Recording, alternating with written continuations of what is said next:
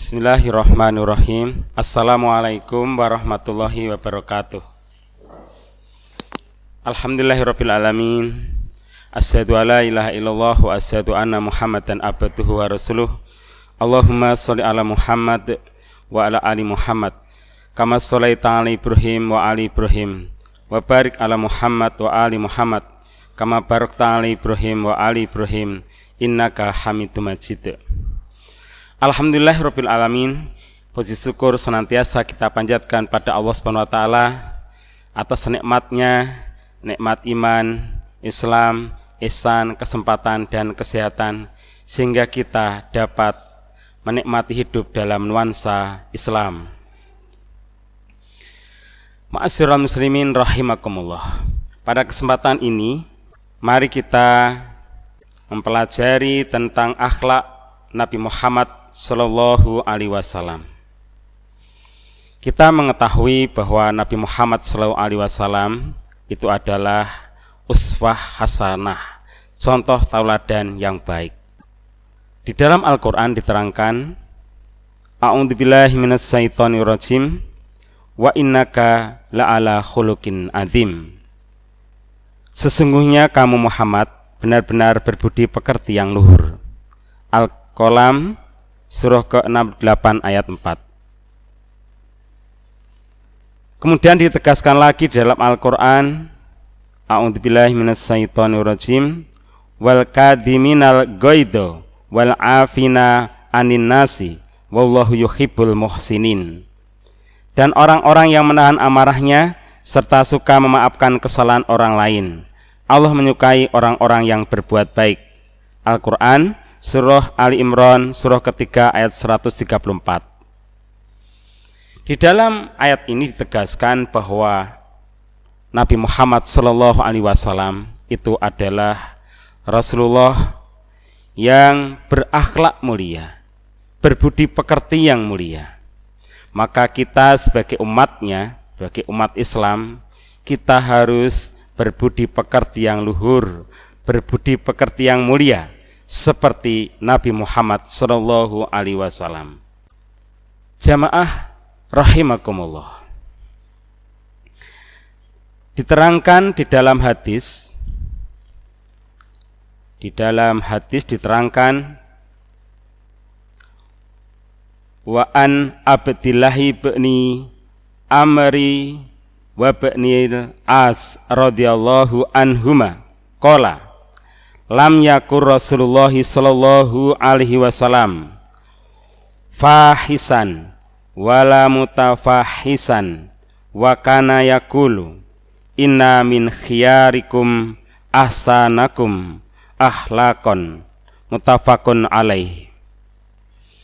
Dari Abdullah bin Amr bin Al-As radhiyallahu an berkata, Rasulullah sallallahu alaihi wasallam sama sekali bukanlah orang yang keji dan bukan pula orang yang jahat. Dan bahwasanya beliau bersabda, sesungguhnya orang yang paling baik di antara kamu sekalian adalah yang paling baik budi pekertinya. Hadis riwayat Bukhari dan Muslim. Kaum muslimin rahimakumullah. Di dalam keterangan ini bahwa Nabi Muhammad SAW itu adalah orang yang sama sekali bukanlah orang yang keji. Orang yang keji tentunya melakukan perbuatan-perbuatan yang sangat tidak baik, perbuatan-perbuatan kejam. Dan bukan pula orang yang jahat. Orang jahat tentu adalah sesuatu yang mengingkari seperti yang ada di dalam ketentuan Allah. Dan ditegaskan di sini bahwa Nabi Muhammad SAW itu pernah bersabda, inna min khiyarikum ahsanakum akhlaqan. Sesungguhnya orang yang paling baik di antara kamu sekalian adalah yang paling baik budi pekertinya. Jadi kalau ingin menjadi orang yang baik, orang yang terbaik, maka kita harus berbudi pekerti yang luhur. Karena apa? Karena budi pekerti itu sangat penting. Orang yang punya ilmu, dia harus punya budi pekerti yang mulia. Orang yang punya kekayaan, dia harus punya budi pekerti yang baik. Orang yang berkuasa, dia harus punya budi pekerti yang baik.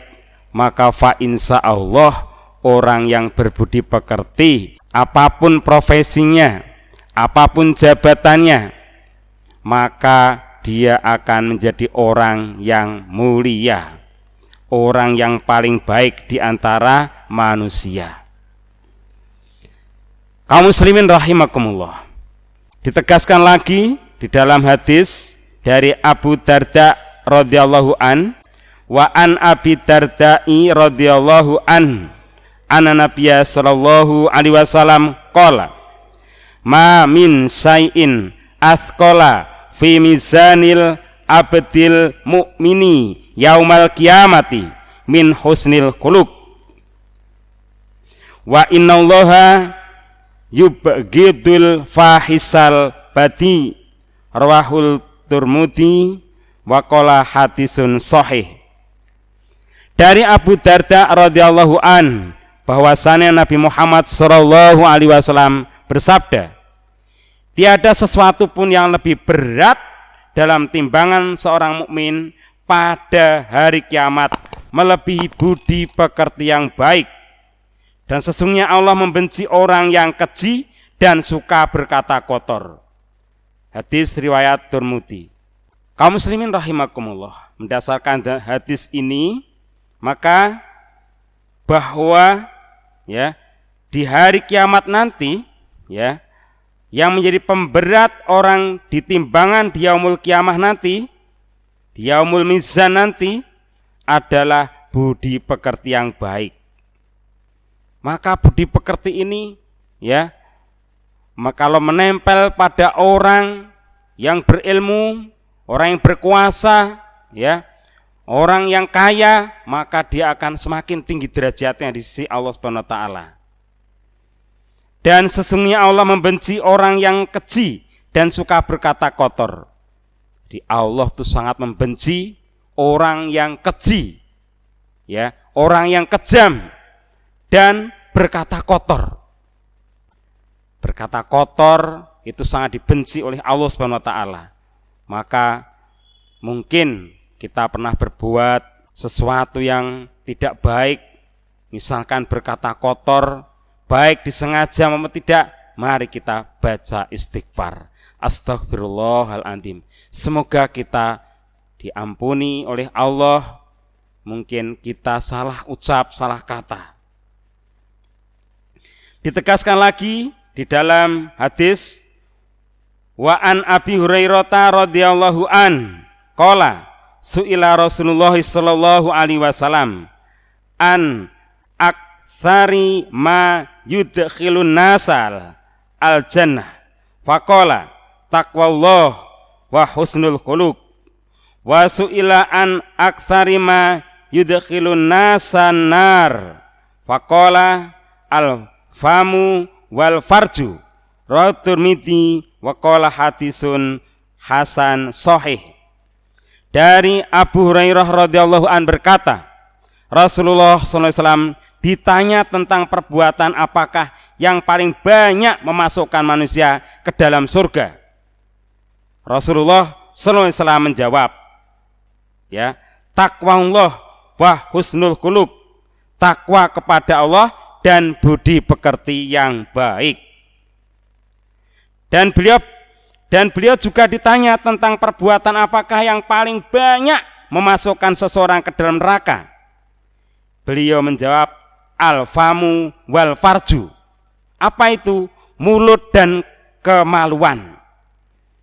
Yang pertama kita bahas tentang yang paling banyak menjadikan orang itu masuk surga. Itu apa?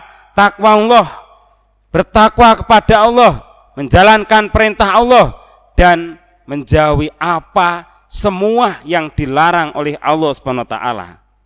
Ketika kita sudah menjalankan perintah Allah dengan ikhlas, dengan sungguh-sungguh, dengan istiqomah, Ya, kemudian apa? Menjauhi semua yang dilarang oleh Allah Subhanahu wa taala. Maka kita termasuk orang-orang yang bertakwa kepada Allah. Wa husnul khuluq. Apa itu? Berakhlak yang baik, berbudi pekerti yang baik. Ini berarti ada vertikal, ada horizontal. Vertikalnya kepada Allah, bertakwa kepada Allah. Yang horizontal berarti apa? Wa husnul khuluq. Berakhlak yang baik, berbudi pekerti yang baik. Fa insya Allah kalau kita punya budi pekerti yang baik, ya, berbudi pekerti yang mulia, kita akan juga dicintai oleh manusia. Kita menjadi orang yang mulia. Kemudian Rasulullah ditanya tentang perbuatan apakah yang paling banyak memasukkan seorang ke dalam neraka, yaitu al-famu wal farju. Beliau menjawab, mulut dan kemaluan. Maka kalau kita ingin dijaga oleh Allah, ya, kita harus menjaga mulut kita. Dengan cara apa? Hati-hati berkata-kata. Hati-hati memasukkan sesuatu dalam mulut kita. Apa itu? Makanan. Ya. Kemudian berkata-kata. Ya, maka kita harus hati-hati. Jangan sampai mulut kita masuki sesuatu yang haram, tapi masukilah dengan sesuatu yang halal. Kemudian yang berikutnya apa? Wal farju. Yang banyak menjadikan orang masuk neraka, yang kedua adalah wal farju, kemaluan. Kita jaga kemaluan kita. Ya. Dari apa? Dari perbuatan yang tercela. Yang masih remaja, yang masih bujangan belum menikah, ya. Maka apa? Dijaga kemaluannya. Jangan sampai berbuat yang nista, perbuatan berzina. Apalagi yang sudah menikah, yang sudah punya suami, yang sudah punya istri. Maka apa? Dijaga kemaluannya. Jangan sampai sudah bersuami, sudah beristri, sudah berkeluarga, melakukan perbuatan zina. Maka itu akan menjadikan sebab orang masuk neraka. Kaum muslimin rahimakumullah, semoga kita semuanya dijaga oleh Allah, diberi perlindungan oleh Allah. Untuk apa? Agar kita terhindar dari masuk neraka. Karena apa? Karena mulut dan kemaluan kita. Semoga yang saya sampaikan bermanfaat untuk diri saya dan untuk kaum muslimin semuanya. Sekian, fastabiqul khairat. Assalamualaikum warahmatullahi wabarakatuh.